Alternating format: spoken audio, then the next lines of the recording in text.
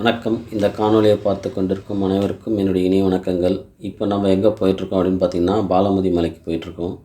இந்த பாலமதி மலை பார்த்திங்கன்னா, கிழக்கு தொடர்ச்சி மலையோட ஒரு பகுதி தான் வந்து பாலமதி மலை. இந்த பாலமதி மலையில் பார்த்திங்கன்னா, குழந்தை வேலாயுதபாணி முருகர் கோயில் ஒன்று இருக்குது. அங்கே தான் போகிறோம். வாங்க போய் பார்க்கலாம்.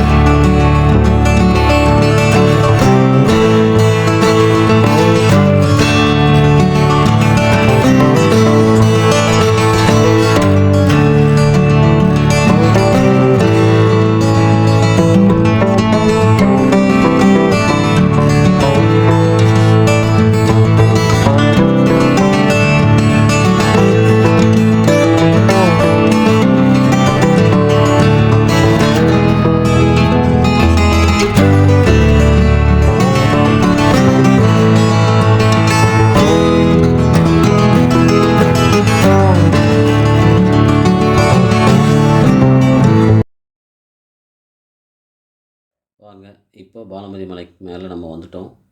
இந்த பாலமதி மலை படிக்கட்டு ஏறத்துக்கு முன்னாடியே பார்த்திங்கன்னா, கீழே 29 அடியில் ஒரே கல்லால் ஆன ஒரு முருகர் சிலை ஒன்று இருக்குது. ரொம்ப அழகாக இருக்குது. அதை தரிசனம் பண்ணிவிட்டு அப்படியே மேலே போய் பார்க்கலாம் வாங்க. இந்த பாலமதிக்கு வரணும்னு வச்சிங்கன்னா, பெங்களூர்லேருந்து வரீங்கன்னா வேலூர் வந்து ஆரஞ்சு ரோடு வழியாக வந்து ஓட்டேரி ஸ்டாப்பிங்க்கு உள்ளே வந்து நீங்கள் இப்படி வரலாம். அப்படி இல்லைன்னா சென்னையிலேருந்து வரீங்கன்னா ஆற்காடு வழியாக வந்து நீங்கள் வரலாம். இப்போ நம்ம கோயிலுக்கு போகிறதுக்கு பார்த்திங்கன்னா, படிக்கட்டு வழியாகவும் போகலாம். இல்லை படிக்கட்டு ஏற சிரமப்படுறவங்க வண்டி போகிறதுக்கு மேலே ரோடும் போட்டிருக்காங்க. இந்த ரோடு வழியாக நேராக போய் மேலே போய் டைரெக்டாக கோயிலுக்கு போயிடலாம். 2011 மக்கள் தொகை கணக்கெடுப்பின்படி பாலமதி கிராம பஞ்சாயத்தின் மொத்த கிராம மக்கள் தொகையை பார்த்திங்கன்னா 2004 பேர் தான். இந்த மலையின் மேல் உள்ள கிராமத்தில் வசிக்கும் பெரும்பான்மையான மக்கள் பார்த்திங்கன்னா, தமிழ்நாடு, கர்நாடகா, ஆந்திரா இந்த சைட்லேருந்து பார்த்திங்கன்னா புலம்பெயர்ந்து வந்தவங்க தான். பாலமதி மற்றும் அதை சுற்றியுள்ள பகுதிகளில் ப்ளூ மெட்டல் மைனிங் வந்து அதிகமாக இருக்குது.